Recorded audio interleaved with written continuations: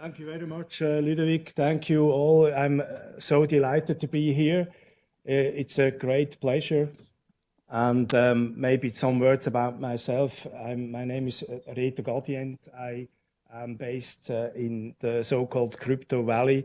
I'm co-founder of the Crypto Valley Association. The goal is to enhance the ecosystem in Switzerland and beyond, to collaborate, etc., in the space of blockchain and cryptocurrencies.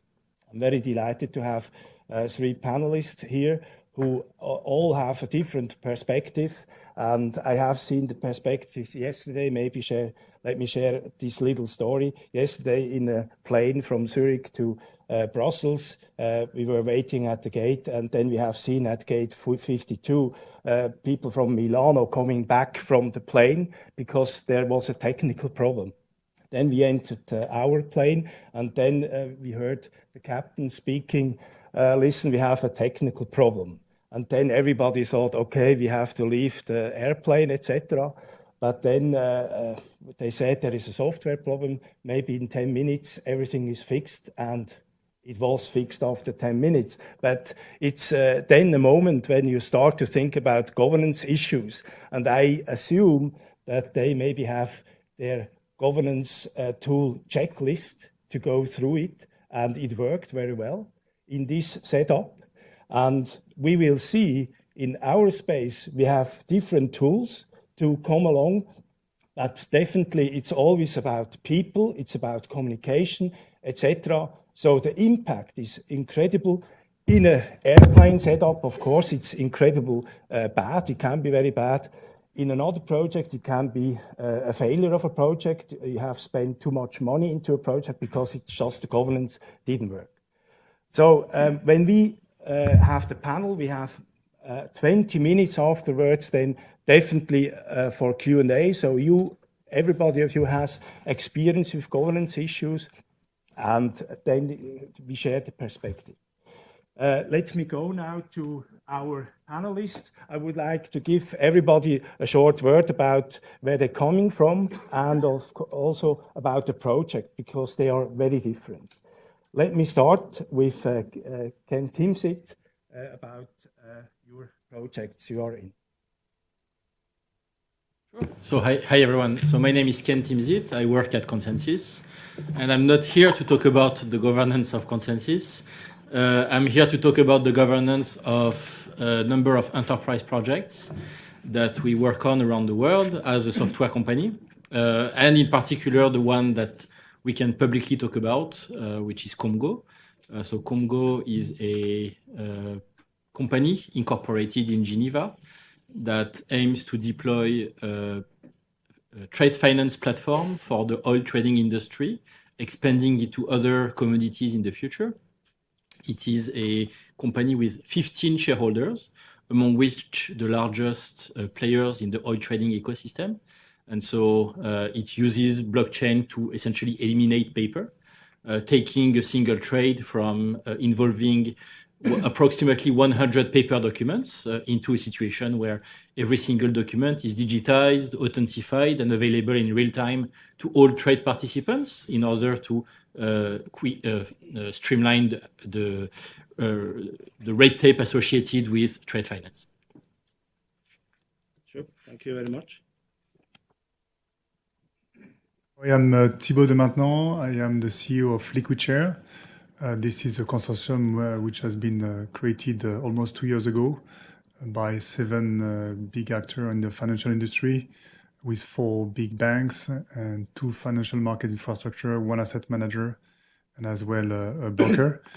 And we are using blockchain to effectively create a new infrastructure dedicated for SMEs, and to basically, in one side, effectively, as Ken is saying, remove the paper for the non-listed side of the equity, where everything is paper-based and manual. And on the other side, to simplify a very complex infrastructure for SME which are listed. Thank you very much.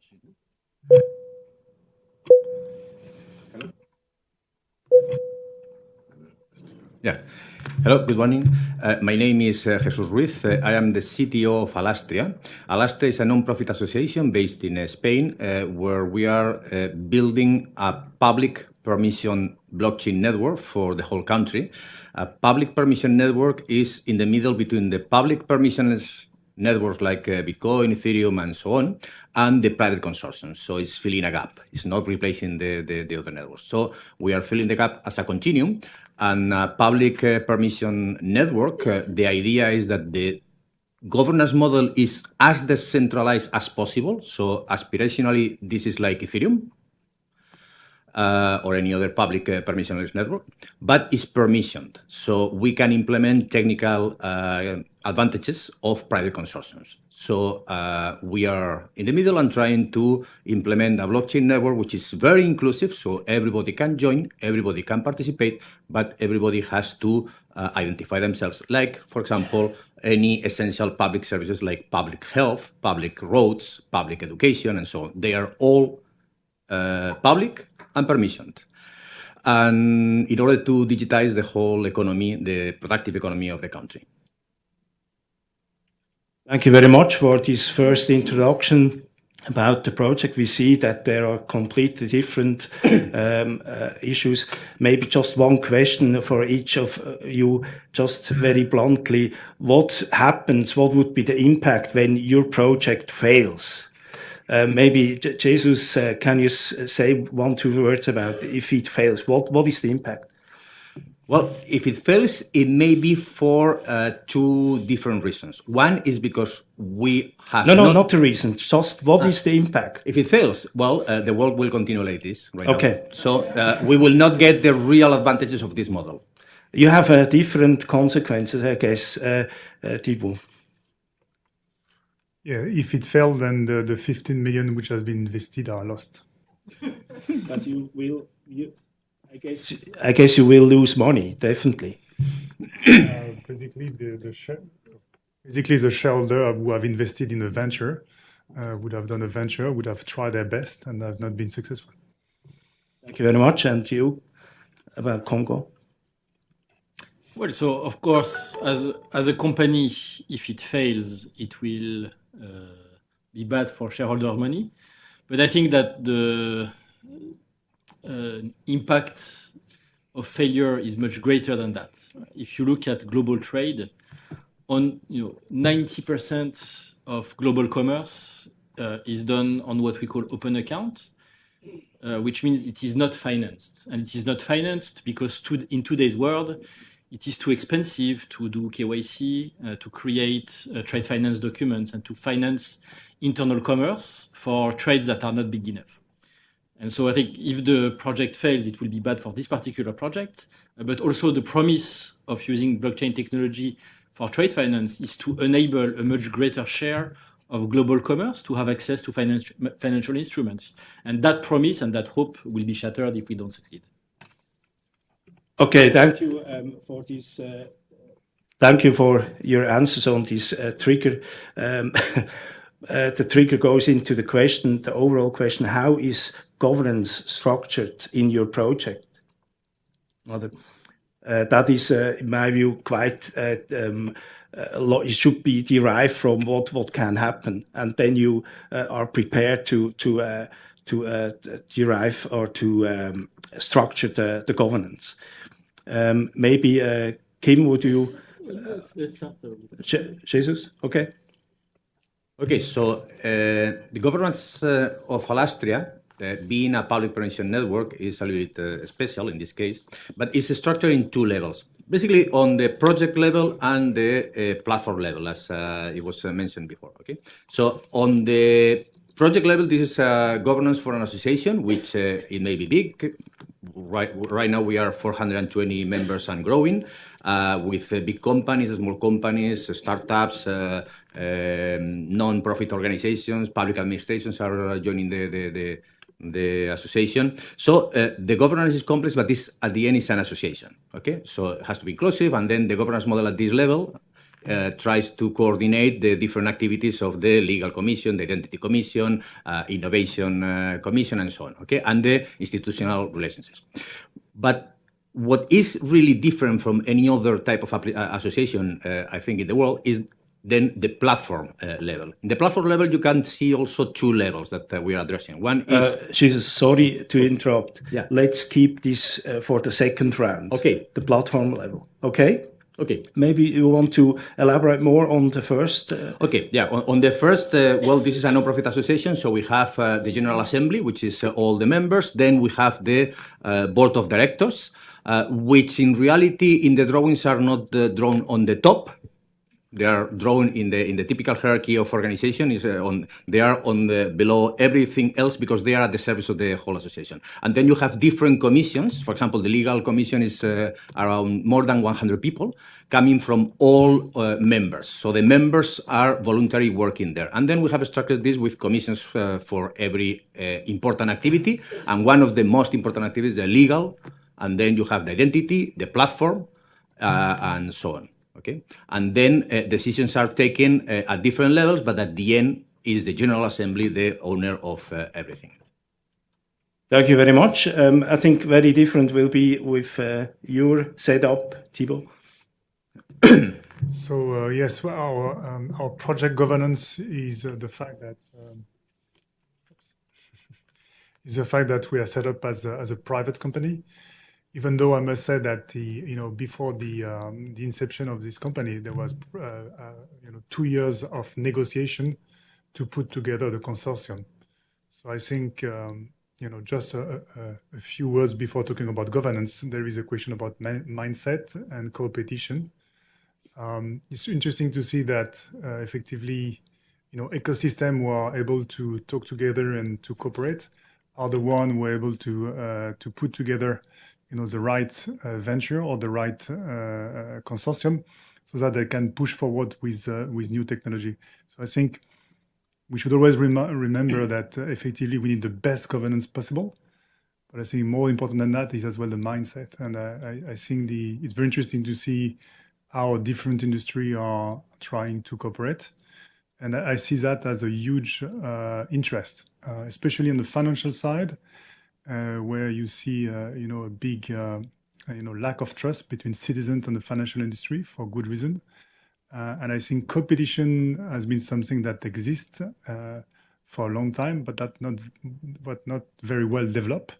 What we have right now is a possibility, thanks to this cooperation brought by new technology, is to emphasize the fact that actually.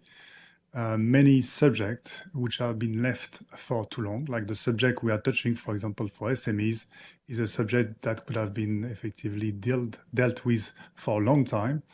And the only issue is you need to find why competition should go together to tackle a subject. So I think this, we have a real good opportunity, and we should emphasize on the fact that technology as well help us to push for cooperation within industry. That's the first thing. I mean, it took 2 years to put together Liquidshare with a different consortium. And then in terms of governance, the governance we have right now is a usual governance for a private company with a board member. Here it's a usual, conflict of interest that, every board member need to effectively dealt with. Having said that, we are going to become a regulated entity, which we are not yet right now. And then we'll go with the full governance with 1/3 of the administrator being independent, having effectively as well the different audit, remuneration committee. And interestingly enough, if you look at this particular regulation, we have to set up a user committee, and this user committee is made of the member, and this user committee will receive as well the audit report from the board. So it's interesting to see that what I'm describing is something which exists, and I guess we need some time not to reinvent the wheel and to look some of the governance that's already established, to see whether it can be replicated for what we're doing. Thank you very much. Last question on the user committee. I mean, before you used this word, I thought, okay, maybe it's, you said mindset, okay, very much management by personalities, to have the right personalities, to have the right mindset. But then I understood that collaboration of people who were by default competitor, you have to bring them together. That was my then second. Now the question is, how do you make decisions? So it means that you have this user committee. Is that just a little bit the forum where we discuss, or is that enable to make decisions? So the user committee effectively is a place where we present our project and the various components that we are developing, we receive the feedback and we adapt. So basically, it's effectively a good forum and a good transparency to effectively progress on the project. Thank you very much, Ken. So I am currently involved or working on 6 enterprise blockchain platforms, 2 of which are live, 4 of which are about to become live this year. And so indeed, I see a general trend towards the model that Thibaud described, with those platforms being incorporated as private entities with the clearly empowered executive team and reporting to shareholders who have the usual attributions of shareholders, i.e. they are represented by the board, who's mostly in charge of hiring and firing executives and approving the strategic direction of the company. Now, of course, in those examples, and that's the case for Congo as well, the shareholders are also customers, and that has 2 implications. First, generally in those projects, the goal is to broaden the shareholder base as much as possible. So there is, in terms of governance, an explicit intent that those companies do not want to keep the shareholdings limited to a few members who would control the IP. And on the contrary, the idea is to encourage as many industry participants to join the project at different phases so that they can feel that they're sharing the value created.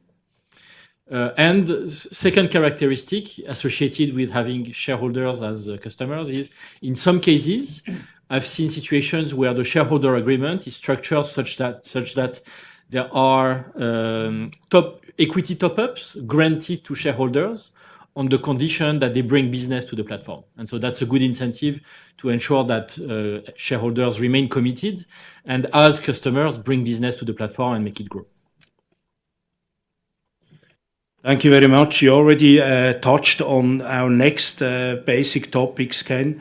It's about shareholders, stakeholders. It's about intellectual property. Maybe just before we do that step, just have a look on the legal structure. You have made a decision. I mean, in your case, Thibaud, it's clear you have an entity, also you have a startup, right? And you have to deliver on the shareholders. That's clear.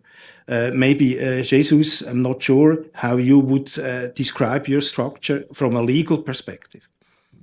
Well, from the legal perspective, this is a non-profit association because given the objective of Alastria to build the actual network of blockchain nodes cooperating among each other in a peer-to-peer way, so everybody is equal, very inclusive. So it is open to participation to any entity in Spain, whether this is a small company, big company, government, or whatever. Then the legal figure that we found most appropriate was a non-profit association. It doesn't mean that, and right now the network, okay, because we are already transitioning to something which can be productive and be used for use cases in production. Then, of course, we are finding many questions that may be answered in the future. We are discussing about whether this is the right legal figure for the long term, or we will have to change the legal figure or complement this with others. But for the moment, this is a non-profit association because it has to be inclusive. And all the members are going or are participating in a voluntary basis in creating the network. That's a very good word for me, voluntary basis. That means when you talk about incentives, then you have a different incentive structure, I guess, with you than in other companies. Let's talk about incentives and intellectual property. I think these two are quite close. Incentives, basically intrinsic values, I guess. Are there other intrinsic, Jesus, when you are just talking about this, and then we go to Thibaud and then to Ken. Maybe elaborate on that. Okay, so first I have to explain, in order to understand the incentives, the reasons for creating a public permission network. And this is filling a void or a space which is between public permissionless networks, which are very useful for many use cases, and then private consortiums, which are very useful for many use cases. But whenever the use cases are more heterogeneous and general, and you want to digitize the real economy or the productive economy of a country or a region, like the single digital market, for example, then we felt that we needed a different type of blockchain network complementing the two spaces. And then we have a continuum, and then depending on the use case, you can deploy on a public permissionless or private consortium or on a more heterogeneous network. So what I explain always is, imagine that you are in a country, you are a lot of companies, in Spain 1,200,000 entities, companies, okay? And then you want to make business and there are no roads.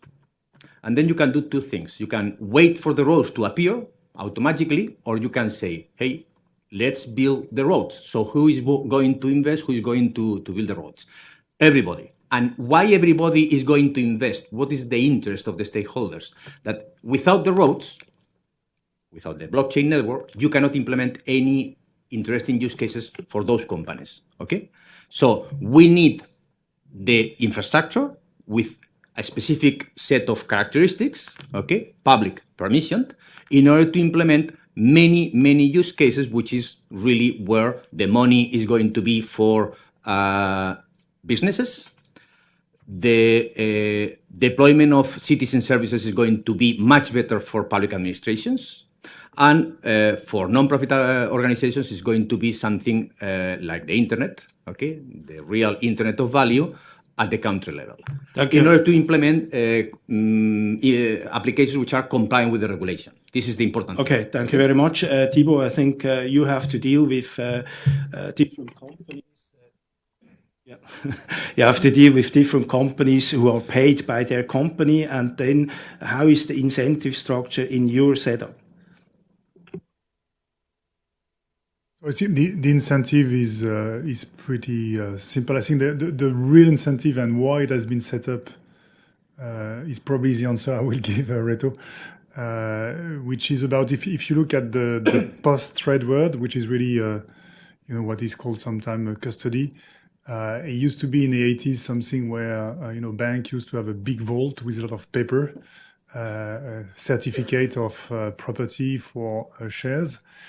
And then here comes the digitalization, and then you close your vault basically, and you remove the paper, and everything is digitalized, which is nice.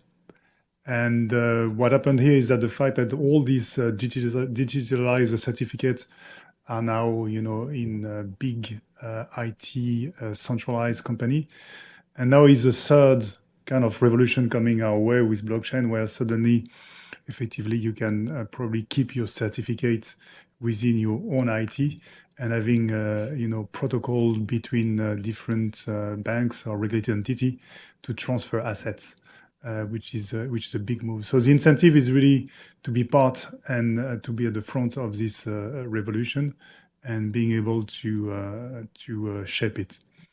Okay, thank you, Ken. So the reason why those platforms were created in most cases was to make some form of enterprise transactions faster and cheaper. So when you look, blockchain can be used for many things, and it can be used to create new business models and peer-to-peer economies. But right now, when you look at most enterprise projects, they are primarily predicated on making some kind of process faster and cheaper. And so it's really about efficiency gains. So ultimately, the incentive of participants is efficiency gains, and that's the case as well in the trade finance industry. Now, the problem is that blockchain technology is still immature. Adoption takes a while, development takes a while, and I don't think that you really have, at the moment, great examples of blockchain platforms that deliver return on investment in a very short term. And so that's why those companies are established as private entities, because even though the efficiency gains might take 18 months, 24 months to be realized, at the very least, the shareholders can count on the fact that they collectively own the IP, collectively are investors into a technology platform that will be able to generate those efficiency gains, but can also monetize the technology in many other ways. And so in a way, that's a hedge, or that's a way of ensuring that shareholders can get different types of returns on their investments beside the efficiency gains that have been promised. Thank you very much. Maybe you mentioned intellectual property. That's a little bit a different approach. Can you elaborate on that a bit? Situation where intellectual property was an important issue. And by saying this, when did you stumble on intellectual property and to regulate these kind of issues? Maybe do you have a concrete example on that? Well, sure. So again, talking about Congo, and my colleagues will talk about other projects. I think in the early days, you've seen a clear trend in terms of those private projects wanting to own as much of the intellectual property as possible, because they felt that at least that would enable them to build an asset that was valuable just for the technology that was available. And so I think that if you look at, again, Congo, if you look at VACT as well, which is a connected platform that is already live as well in the oil trading industry. And if you look at other initiatives in financial services, you've seen that trend towards trying to control as much of the IP as possible. I think right now there's a little bit of a move away from that as a trend. If I look at more recent initiatives that are being created now, in the sense that companies realize that they want to control the IP that matters, that is really tied to their business processes and the specificities of their industry. They don't necessarily want to rebuild every single protocol component and low-level technology layer that everyone else is building. And so I think companies are becoming more differentiated and thoughtful in terms of what technology they really want to invest in and control versus one that they consider a commodity and something that can be sourced on the market. Okay, thank you very much. When you have talked about intellectual property and to protect that, before that, it's always about the process of making decisions. And one of the most important decisions is about IT, about the right technology. And I really wonder how you are structured to make this decision process, because you're probably a little bit between listening to the real experts, the tech experts on the one hand, on the other hand, maybe to people who are more in the business space. Maybe how, for instance, Thibaud, how do you make these kind of decisions? Because you made the decision. How do you make decisions based on your specific setup? Because there, if I think about banks who are involved, they are very interested to have a hook on the legacy systems, for instance. There are very strong interest involved in that. So I think we are at the beginning of a journey. I mean, what was clear is that in the shareholder agreement, the decision on technology and the blockchain technology is a decision that needs to be made with the consent of all shareholders. So you need to have 7 out of the 7 votes in one direction, which we succeed to do. So basically, it's critical decision as we speak. It's not a decision that you can take with 2/3 of your board. You need to have everybody. That's the first part, okay, which was for the creation and the building foundation. Now going forward, and when we talk about governance for the protocol, so to speak, as at the beginning, we're saying that the technology, as Ken is saying, the technology is still immature. We prefer to keep, this blockchain, permission, private, and we will definitively have the nodes with our member in due course. But at the very beginning, we'll keep everything under, our umbrella to, ensure that we are fully compliant with all aspects of the regulation, as well making sure that all the security IT measure function before going out. And then, which means that we have to put in place this governance around the protocol that will come a bit later. It's great. Now we are already jumping now on the protocol level. That's very good. It's a transfer into the next topic. And I interrupted you, Jesus, before to elaborate on the protocol level. Maybe you can continue what you plan to say.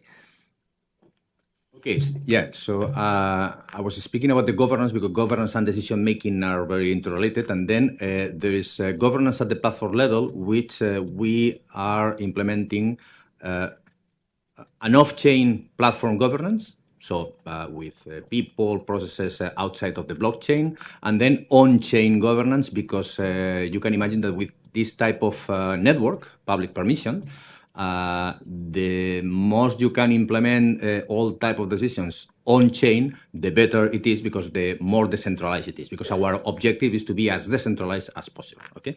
So this is at the governance level, okay? So for example, at the off-chain level, we have to decide right now, because we cannot implement a fully decentralized model because the technology is not mature, even the ideas are not mature and so on. So we started with a little bit centralized model, okay, where, for example, we have to decide how or who and how is decided new members, okay? Onboarding on new members of the association is at the association level, but whenever you are a member of the association, then you are automatically granted the right to install, operate a node, and then join the network.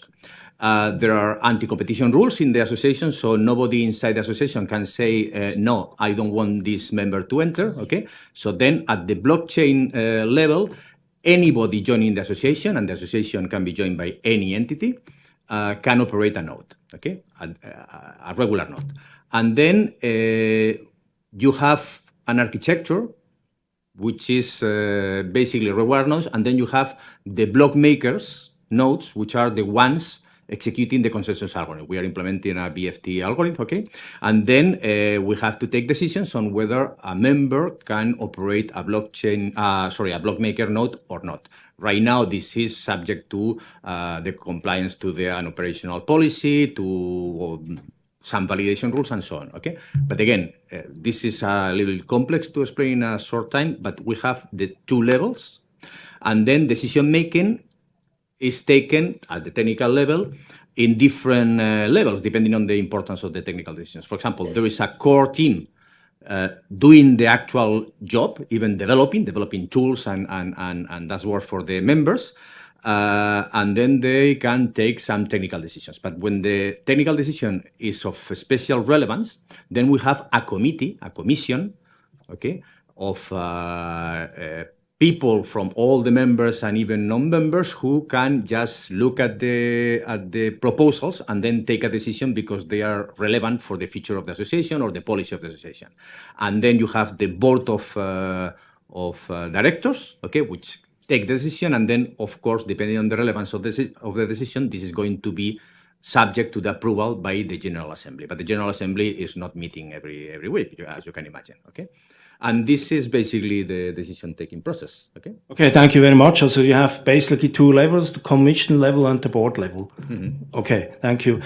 Ken, since you have insight into different projects, I mean, it's a little bit difficult question. Is there kind of a gold standard of making decision in tech in this setup? What is your experience? So, the gold standard, I would say, from my limited experience, is that nothing is more important than speed in tech. So, Comgo was delivered live in 7 months. Another project that I'm working on in the in the supply chain industry and tracing and tracking of products is going to be live in June after 8 months of development. And the reality is, to get a product or a platform live in 8 months is extremely challenging. And you cannot do it if you are trying to do everything in a perfect way. So I think what we learned from the startup world is that it's better to get things 80% right and move fast and sometimes make mistakes than to try and get everything perfect.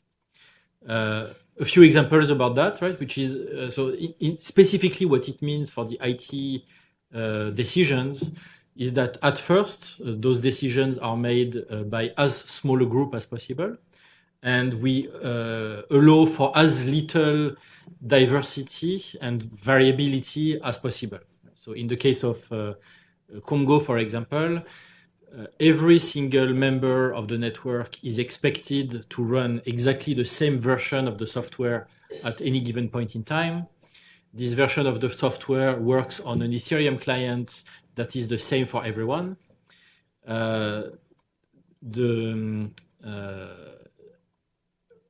Ultimately, node participants will be able to run their own blockchain clients in their own premises, in their own IT systems. But even then, they will only be allowed to run specific versions that are dictated by the platform and that are specified in the user agreement. And so it's really important to, at first, leave as little diversity and choice on features to network participants in order to move fast, and then allow more diversity as the platform progresses. I think it's a very smart approach, because otherwise you are dealing with interfaces the whole time, and then you have to make sure that it connects. And I think that's one of the key issues for the sake of having an overall progress. To maybe in some areas you are not as fast, but for the sake of having a truly integrated approach, this really makes sense. When you manage this protocol, and we get a feeling of who does updates, features, etc. on this level. I guess it's a different discussion to have this than to have to decide about IT per se. Maybe you can just give a short an update how you deal with that, Thibaud, in your area. I assume you already have launched this MVP, or you already have a product, right? So yes, the product is in a pilot phase right now, so it's not fully production. The IT is production, but not the business. In terms of the protocol governance, it's an evolution. So right now, as we say, we effectively leveraging the blockchain itself as a database, but not the fact that we can expose nodes to our users. Part of this evolution will be to come with this governance for this protocol and for these nodes. And clearly, as we hear with Ken and Reto, there is an element of foundation or non-for-profit, because you want this protocol base and this synchronization of the platform to be effectively managed on a fair way. So we are thinking of different way of doing that. It could be, in due course, to set up maybe a separate legal entity. I don't know whether it would be something non-for-profit, and having maybe a third party operating the network. but it will definitely entail a new governance to be set up, basically. Thank you very much. Let's go to the question of the difficulties you faced not implementing this, but I guess you have to make a decision how governance is organized in your setup. And I assume, Jesus, the structure that has been defined, the governance structure, was maybe also part of a long discussion how to set it up. Can you elaborate on that? Yeah, of course. And it has evolved with time and learning on how to work with this. And then let me make a precision on the structure, because I was missing something very important, because since several months we have a general manager, an executive, okay? Because then you have the General Assembly, which is not the right body to take decisions, daily decisions. Then you have the board of directors, and then we felt that it was needed. We didn't have this from the beginning, but in order to speed execution and coordination, we have right now a general manager, okay, which is basically just making that the decision-making process is much more efficient, okay? So this is one example where we saw that we had to evolve.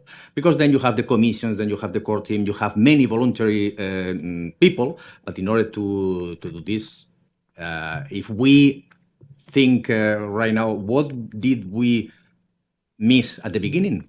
General manager, okay? We would appoint a general manager just from the beginning, because this is making the whole thing much more efficient. And then going forward, we are thinking that for some use cases, for example, when you have entities which are obliged entities, okay, like banks and payment processors and so on, which are subject to anti-money laundering and counter-terrorism and counter measures for financing terrorism and so on, then they may need their compliance departments, they may need different governance models or different SLAs that we may want to include in the association, and right now we don't have. Okay, but this is just part of a discussion which is going forward.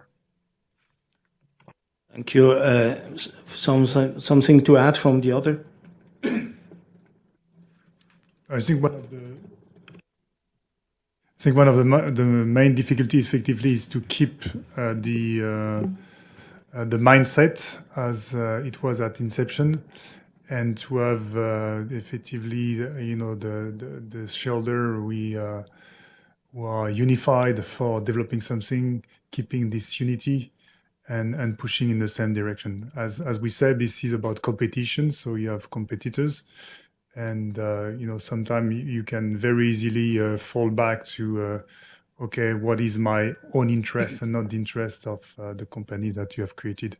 So you always have to remind this part. Okay, thank you very much for these explanations. Let me go to a last round.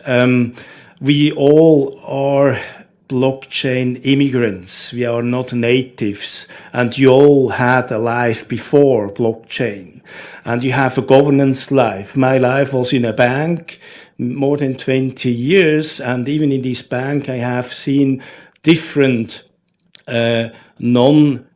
written governance models.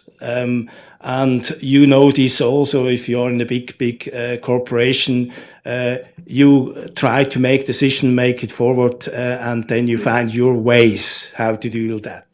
You're smiling at me, you must be in the same company as I was.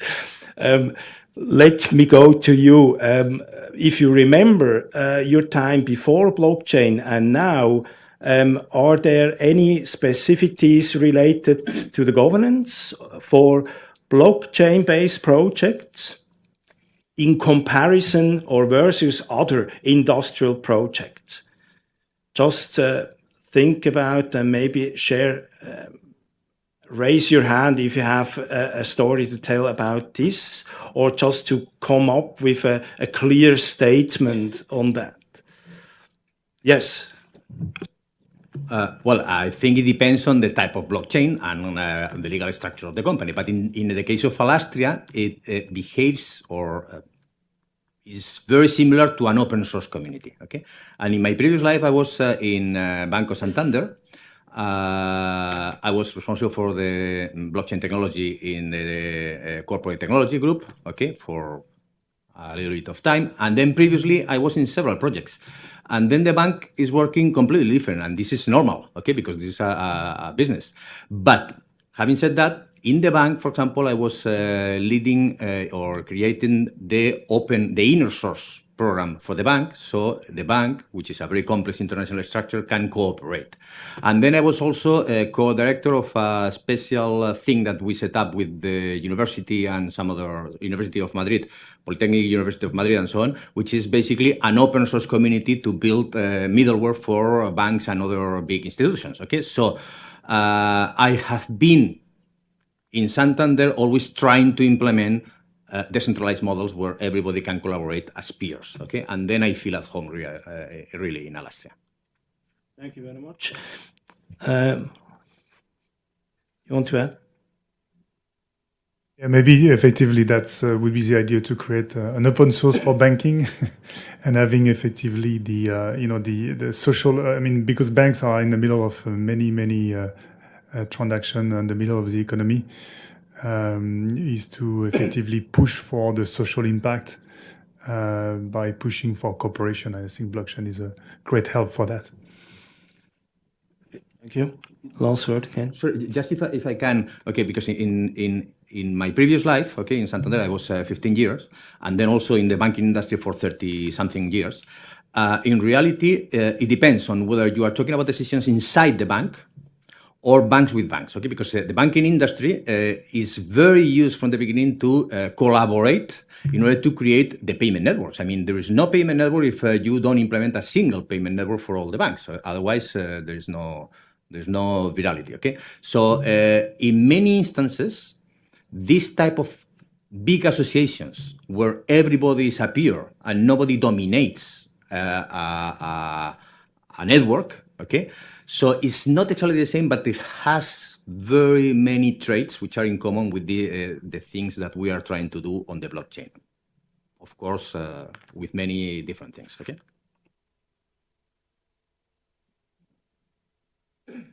So again, I don't think that there's anything specific to blockchain technology in terms of governance of the projects. I think what has changed clearly is that the playing field is now global, and that, again, brings us back to the theme of speed.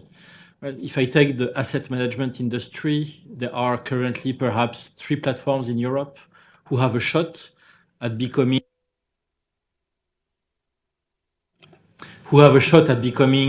the leading platform for tokenization of asset shares, of fund shares.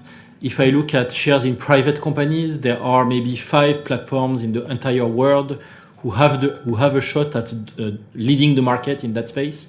And so everyone is competing with each other. And so it's just, you need to make decisions much faster than what was the case when you were, among national banks and trying to set up a domestic payment network or ATM interoperability. So I think what has changed is mostly speed, and it's not related to blockchain. It's related to the global economy in which we all live in. Thank you very much. My personal experience, I always talk about, you mentioned that's a blockchain company. But when are you a blockchain company? Is it when you just use blockchain or whatever? And this is a little bit something that creates a lot of discussions, because blockchain basically implies to having a process that is on a peer-to-peer level. So it should be somehow also reflected in the overall organization. But since a startup basically needs leadership, guidance, etc., you maybe are not on a good side when you from the beginning have a decentralized autonomous organization as a startup to organize, for instance, in this way. But let me just summarize a little bit my observations we had in the very first round before we go into the public and really get some input from your side, hopefully also some critical input. I don't know, I hope so, because we are here for a debate. I just found out that one of the key issues when it's about having a joint project in that space is a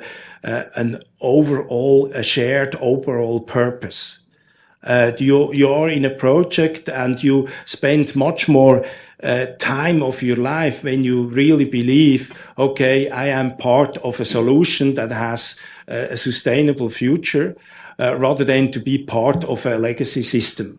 This is one of the key motivations, I would assume. It's even in a commercially oriented and project, it's very important that you have this. At least it's a sustainable element.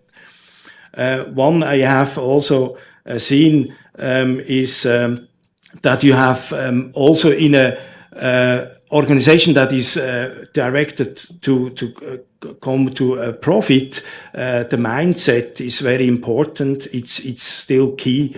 Also, you could deal with incentives, etc. But I think the mindset is the cheapest driver you can have to achieve a goal. But nevertheless, when I understand you can, it's still these very important key drivers like efficiency, time to market. Especially also when you are talking about the new technology. I mean, the better is the enemy of the good, and that's everybody is exposed to that, and this is very, very difficult. So, come to an end here.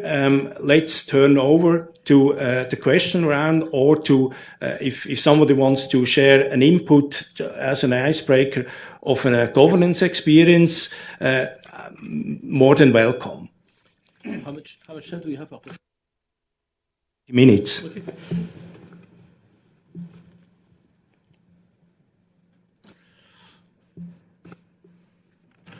Yes. Maybe as an icebreaker, I was curious about Alastria employing a general manager for a decentralized system. How does this work together? Do you think it's an intermediate phase for starting a decentralized system, and after a while you get rid of the general manager, or do you think this is a permanent solution? Before the answer, could you please introduce yourself, please? Thanks. Okay, sorry. My name is Jörn Erbgut. I'm researching blockchain governance at the University of Geneva, and I'm also in the governance group of Wobbly Blockchain. Yeah, no, that's an incredible and interesting question, okay, because, and the analogy is quite correct. I think, because I don't think that we know what the future will be, okay, in many years. Ideally, it's going to be fully decentralized. It's a DAO, a decentralized autonomous organization at the country level, supported by artificial intelligence and so on. But in the meantime, okay, with the old cars, petrol cars, you needed an electric engine, okay, because otherwise you could not start the car. So, yeah, we need something to start the car, and then the car goes. And we hope that the future of a really decentralized network, which is public, permissioned, has problems which are not happening in the private consortiums or in the public permissionless networks, okay, then our decision-taking process is always the same. If something can be decided and then we can implement this in a very decentralized way or in a very centralized way, we go the decentralized way. But when there is no other option, we use whatever we have. Centralization, sometimes right now, whenever you are starting, is the only way forward, okay? But again, the target, the objective, and the decision-taking process is, if this can be decentralized, we implement this in a decentralized way. We only implement a centralized process whenever we don't know, or we cannot, or we have not the resources available to implement this in a decentralized way today. Thank you. Thank you. Any other questions, input? Yes, please. Yeah, what strikes me is that Say a word about yourself. I do not know you. Yeah, my name is Martijn Bolt. I'm from the Netherlands. I also work with the Dutch Blockchain Coalition, and I work for the Dutch Blockchain Education Center. What strikes me about the discussion is that the majority of the discussion is about traditional organizational structures and governance models, such as companies, such as foundations. And companies and foundations, in my mind, are very similar. They always thrive to grow, and then in the process of co-opetition, they turn into competitive organizations. And that's a big contrast with the models we see in open source, for example. Jesus just mentioned his organization looks like an open source community more than a traditional structure. And he also mentions that he needs more resources and instruments to basically stay in that direction. And I'm interested in the discussion how we are going to get there.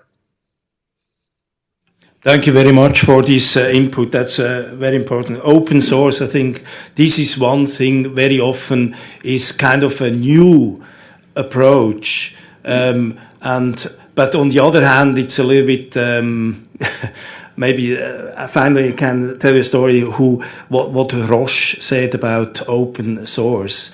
It's a guy from Roche who told me how they understand open source. If you understand open source as a one way, then it's not open source as we understand it. Open source is readiness to share. And maybe let me go into the panelists. Can you explain a little bit how open source, or at least this mindset, is practical in your setup? Well, no, it's very practical because they have proven the open source communities, like, for example, the big ones, Apache, Linux Foundation, Eclipse Foundation, and so on, they have proved that they can deliver a lot of value with a model which is very inclusive. But again, if you look at the Apache Foundation, you have the board, you have the project structure, so it looks hierarchical, but it is not. Okay, so the decision-taking processes are very well implemented. Now the problem, and this is aspirational, that was exactly our model, and then trying to evolve. The problem with Alastria is that we are not just developing software, we're implementing a real network, a production network. This is something that no open source community is doing. So Apache Foundation just delivers software. Then everybody takes the software and then does the whatever they want with them. And this is true for any open source community. So we are having problems which they don't have. So we said, okay, we don't know the answers, but we are going to start. When we started 2 years ago, we had many more questions than answers. Well, I think we still have, okay? But we said we cannot get the answers just with paper, with PowerPoint and delivering documents. So let's start. We all agreed to start, and then solving the problems as we find them. Of course, trying to anticipate. And it's always the same. We have many problems that are being addressed in a special way because we cannot copy the model anywhere, okay? Because it doesn't exist. That's something. But our objective is always, again, is a public permission network, as much decentralized as possible, but with the technical characteristics of private consortium, so the use cases can find a network, which is like the internet right now, okay? And again, I don't know what the future is going to be, but I can tell you something, that we are right now 420 entities and growing, okay? I think the model is right. And this is not going back. So just coming back to the question of the future, what if we fail? Sorry, we are not going to fail. Thank you. Thibaud, maybe you want? I think it's a question of patience. There's a lot of frustration about that because many people would like to see that coming right now. But when you are pushing for project in real life, you see that it's going to be a long journey, and you have to start somewhere. For me personally, the way I'm looking at the success of Liquidshare would be in 20 years that we don't need any centralized and everything would be back to the member. That would be perfect. But just looking at the legal side, for example, we probably need 5 to 6 years only to change some of the law at European level.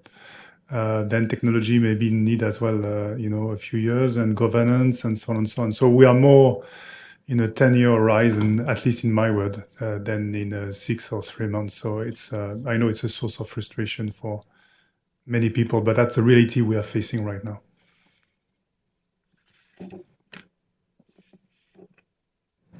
Yeah, thanks for your question. Look, I think that it is an entirely legitimate question, especially in the sense that many of us who have joined the ecosystem, the blockchain ecosystem, joined it because we felt that we could ultimately deliver society and an economic fabric where it would not always be about how do we split the pie and how am I going to get more, and then that means you're going to get less. So I think we're all very aligned with that promise. I think that the early days of the blockchain ecosystem have been very inspired by this philosophy, and ConsenSys as a company is also very inspired by it in the way that we are organizing ourselves and working with competitors.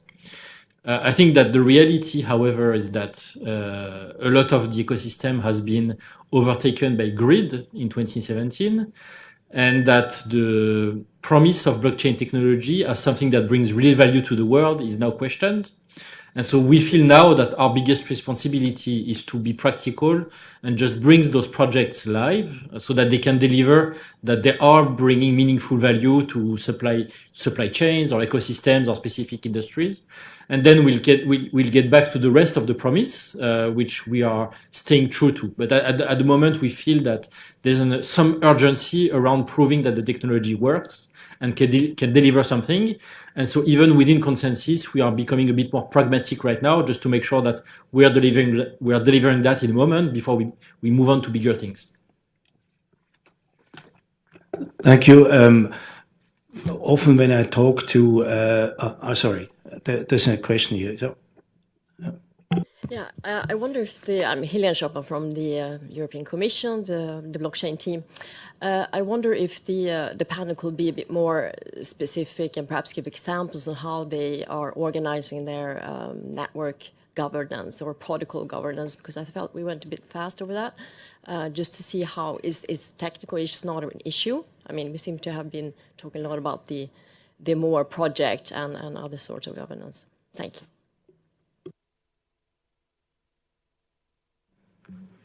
Yeah, for us, it's an evolution. So at the beginning, it's going to be extremely simple because we'll have all the nodes within one entity, which is basically Liquidshare.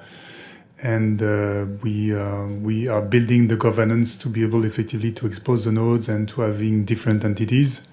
The only thing that we are very clear to us is we want effectively to have a technology which is able to be in due course, being able to be, to have a bridge with blockchain which are publics, something which as well is open source, so that we can benefit from the community. But at this stage, it's difficult to describe with precision because it's too early for us to give you more information, as it's still a bit immature, and we have to effectively get something live, which is going to be blockchain based, but very centralized at the beginning, and going forward being more and more decentralized. Sure, I can talk about one specific setup in the case of Congo. So when you look at blockchain governance at the network level, you have to consider two things. You have to consider permissioning, which is who has access to read transactions or to write transactions into the network. And then there's a second consideration, which is privacy, which is what specific data can people read or decrypt from the network. So in the case of Congo, the network is permissioned. So it is built on a blockchain as a service product that we offer that is called Kaleido. Kaleido runs Quorum. So Quorum is a version of Ethereum that was developed with JP Morgan and relies on a permission proof of authority consortium that we call IBFT. So IBFT is a stable proof of authority consortium. Right now, every single member is allowed to run a node and also to be a validating node. Although in the future, if we assume that the network grows 100 times, that will not be possible anymore. One of the limitations of private blockchain networks is that they cannot have as many validating nodes as public networks. And so at some point, there will need to be a choice, as perhaps is the case with Alastria, in terms of who is a validating node and who is a regular node. But for the moment, that's not required. So in the case of Congo, everyone can be a validated node. Then in terms of privacy, every single transaction is private, i.e. what you're running on the network are specific trades between market participants. Only those market participants are able to read the information pertaining to their trade. The only information that is widely available to everyone is essentially the registry of identity of participants, so that if you receive a transaction from someone, you can know for sure who it's coming from. You had a question. Oh, you were first. Sorry. Thank you, Emilio Davila from European Commission, also the blockchain unit. At the very beginning, you were discussing about the need of having an open architecture to develop the different networks and also to ensure some kind of interoperability. And then I see that the three examples here, you are based on developing concrete applications in a concrete scope, so full Spain, or just projects with a concrete scope. But at a certain moment here, we are talking about Europe or even beyond global solutions that needs to ensure some interoperability. So do you consider in the governance of your projects, because I couldn't find it, some relations to other platforms or the standardization organizations, or open source communities that are already active in blockchain in order to develop common interoperable solutions that could help Spain your networks? Thank you. Okay, so that's a very fast question, but the answer could be very, very long. Okay, so let me start with from the beginning. Yeah, we decided to start with Spain, okay, because ideally just a country network doesn't really add a lot of value to the whole society. The ideal for me initially is the digital single market, and this is something that the EBSI is already doing, and we think this is the right initiative. Actually, I am participating there, okay, because I believe on this feature. But 2 years ago, there was nothing, and then we said, okay, we need this network for heterogeneous use cases, where the use cases involve different companies, and it was not possible to create consortiums or implement them on the public Ethereum network. So we needed something general purpose. So Alastria was not based on use cases. Was based on Spain needs a blockchain network to implement economic transactions inside Spain, because the economic transaction has a locality effect. Okay, if you look at the amount of transactions and the amount of money which is moved, you see that people and businesses tend to transact much more with businesses which are closer than with other countries. Okay, so at the end, just basing this in Spain is not saying, okay, this is not going to affect anything. It's going to affect a lot to the Spanish economy. Again, I think we need a broader vision, okay? But we started with Spain because identity is fundamental to making much more efficient the transaction with the blockchain network across companies, because the real economy needs identities, strong identities of people, companies, things, and processes, by the way, okay? So we said, okay, with identity, there is interoperability, EIDAS at the European level, so, but let's start with Spain, because Spain already presents so many challenges that we have to solve them one by one and then find how to generalize. But very soon, we wanted to maintain a very low profile, but it was impossible, okay? And then right now, for example, there is LACchain in Latin America. LACchain with the BID, the Inter-Development Bank, okay, of Investment Bank. Then we are already cooperating, we are founding members of LACchain in Latin America, where different governments and different organizations are creating a Latin American blockchain network crossing countries already, okay? And then we have questions on how do we join this with Alastria. We are sharing the model because at the end we think that everything will be interoperable. But, and this is very important, but we cannot start designing how interoperability is going to work with blockchain networks because we don't know what blockchain networks are going to be there, okay? And then regarding interoperability, we started with Quorum. 2 years ago, that was the only option because Quorum was a version from Ethereum that Ethereum was already working in production, okay? And then JP Morgan added the permissioning and a very efficient consensus algorithm, okay? So it didn't have everything that we needed, but there was nothing, okay, there. And we said that we didn't want to start developing the blockchain protocol, okay? For the moment, we try to use whatever is available. Thank you very much. There was another question from the gentleman over there. Thank you. I would like to get back to your question.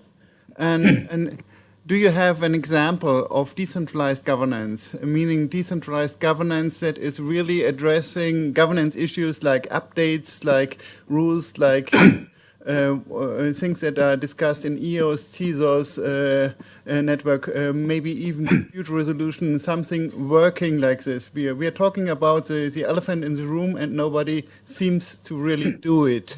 Do you have an example where it's really working? Well, let me just an example. Decentralization means different things for many people. Okay, but okay, let's say Quorum. We started with Quorum, and I just continue with the argument. But at a given point in time, some members joined together and said, "Hey, let's try to implement a public permission network with Fabric." Fabric is from consortiums. Okay, so in principle it was impossible. Well, no. Then they proposed the idea, they argument the idea. They raised the idea, and then several weeks ago, a work group was started. So the decision was not coming from the board of directors of the general manager.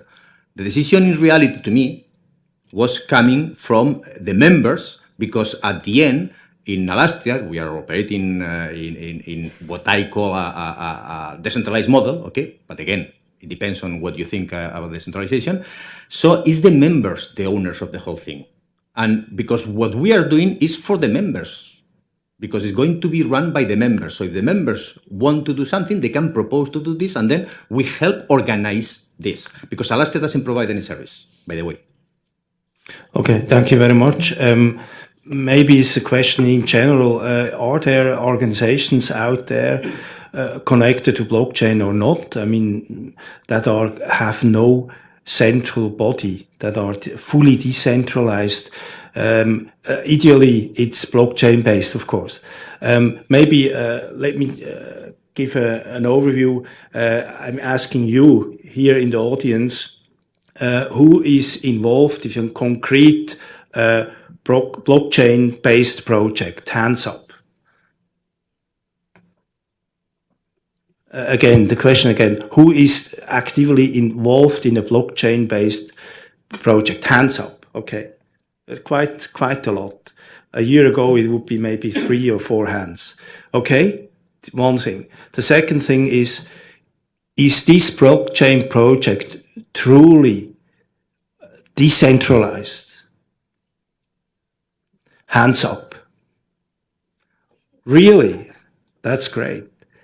Could you share how you... Ledger.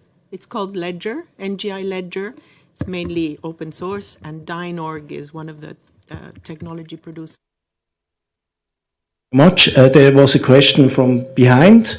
What is your name?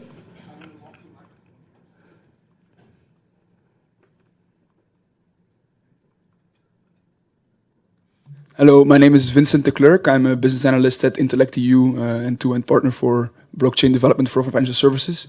I wanted to continue on this discussion on governance, just because I think a lot of the examples are being given about the actual technology, like Ledger or whatever, Ethereum Fabric, but not actually about the use cases or the applications in the industry.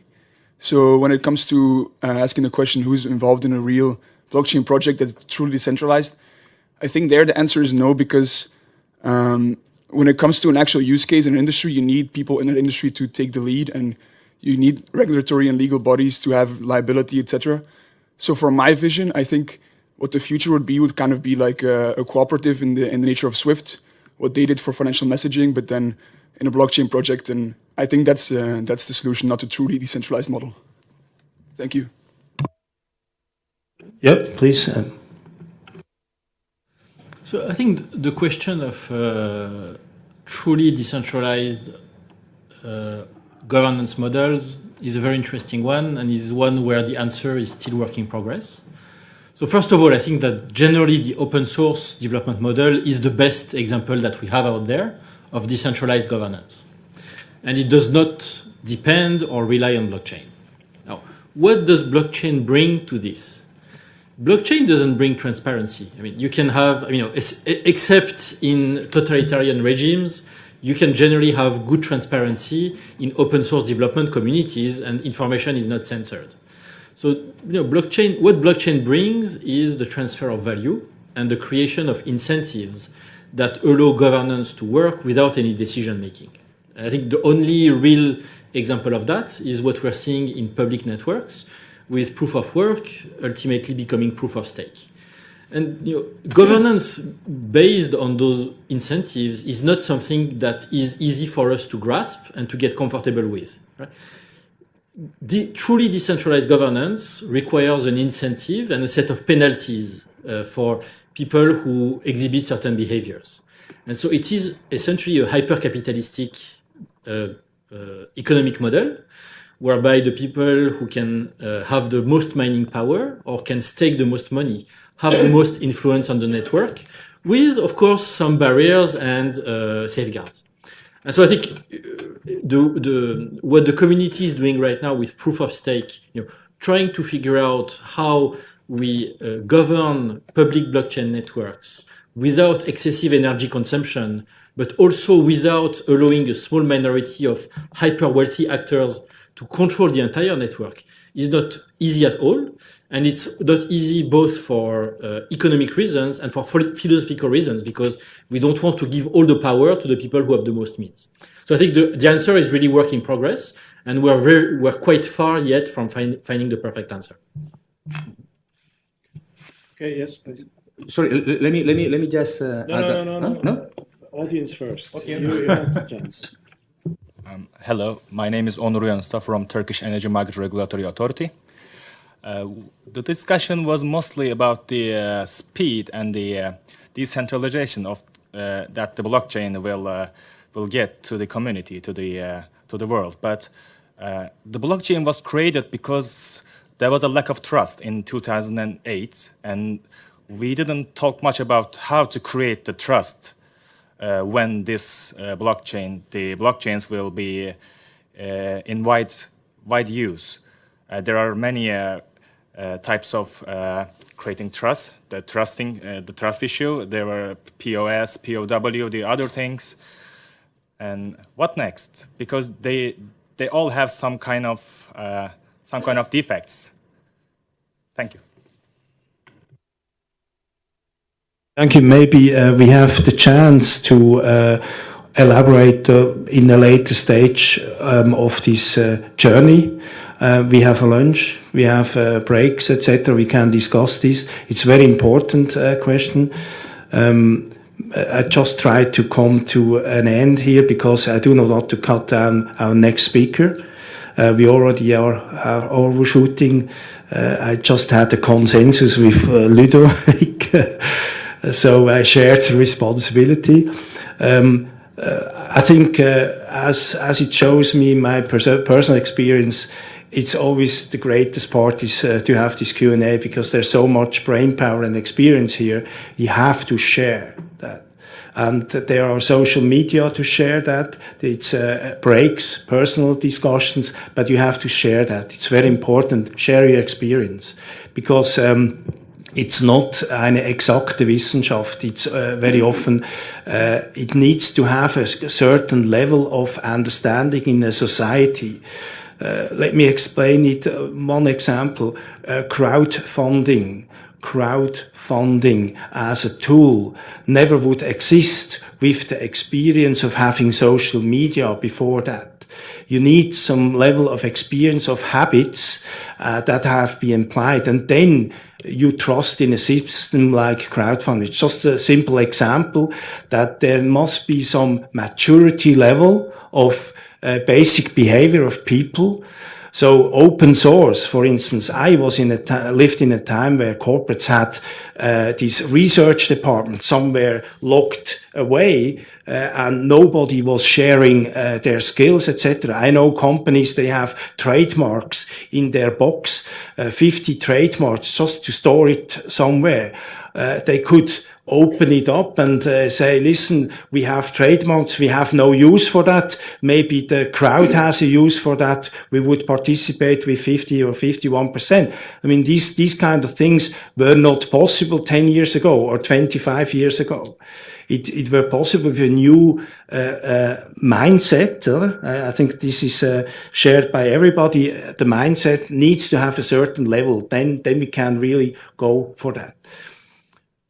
Okay, thank you very much for listening, for your very active participation, and I hope really that you continue in using social media, using the forums we have. It's a crucial topic, and it's very much an element of a shared mindset that we have to progress jointly into a new dimension of how to make decisions. Thank you very much at this stage. Thank you for the panelists. Thank you, Ken. Thank you, Thibaud. Thank you, Jesus. And Thank you, Reto.